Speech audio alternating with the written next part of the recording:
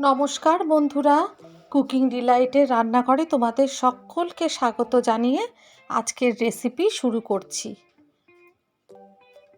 আমি 6টা ডিম সেদ্ধ করে নিয়েছি। ডিমগুলোকে হাফ করে নেব।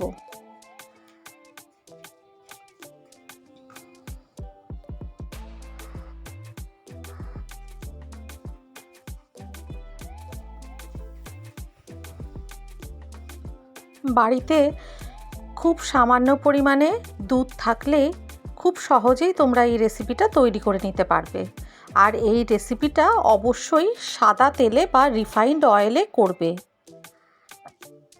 কড়াইতে সাদা তেল দিয়ে দিয়েছি, দারচিনি, এলাচ আর লবঙ্গ দিলাম।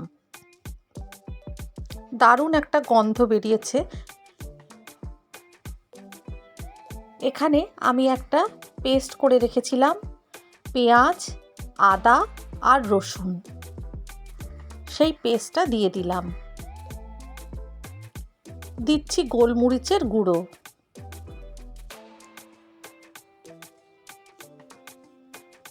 দিচ্ছি জিরে গুঁড়ো, একটু অল্প ধনে গুঁড়ো, প্রয়োজন মতো নুন দিয়ে দিলাম, চিনি দিলাম,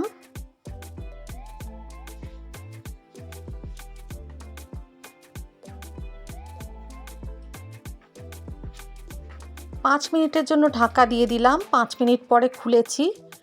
মশলা থেকে তেল বেরিয়ে গেছে, তোমরা দেখতে পাচ্ছ মশলাটা কষানো হয়ে গেছে। এরপরে আমি হাফ কাপ মতো দুধ দিয়ে দিচ্ছি। আমরা যে কাপে চা খাই সেই চায়ের কাপের হাফ কাপ দুধ দিলাম। এই রেসিপিটাতে অবশ্যই মিষ্টি ব্যবহার করবে। কিছুটা ধনেপাতা দিয়ে দিচ্ছি।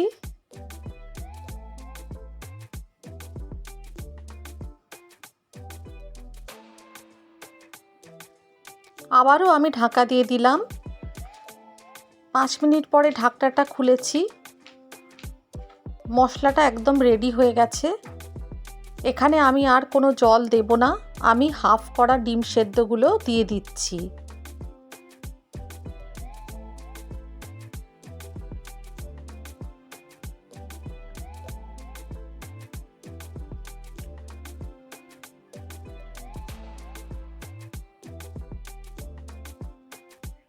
এই কাজটা খুব সাবধানে করতে হবে যাতে কুসুমগুলো বেরিয়ে না আসে।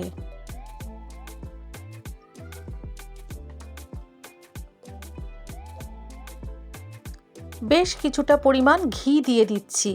এই রান্নাটাতে চিনি এবং ঘি অবশ্যই ইউজ করতে হবে।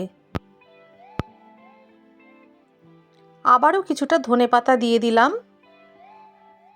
রেডি হয়ে গেছে আমার এগ মালাই মশালা, যেটা পরোটা আর লুচির সাথে খেতে অসাধারণ লাগে। আমি কিছুক্ষণ ঢাকা চাপা দিয়েছিলাম, জাস্ট 2 মিনিট পরেই আমি খুলে নিয়েছি। অবশ্যই বাড়িতে তোমরা ট্রাই করো এগ মালাই মশালা। আশা করি তোমাদের এটা খেতে নিশ্চয়ই ভালো লাগবে।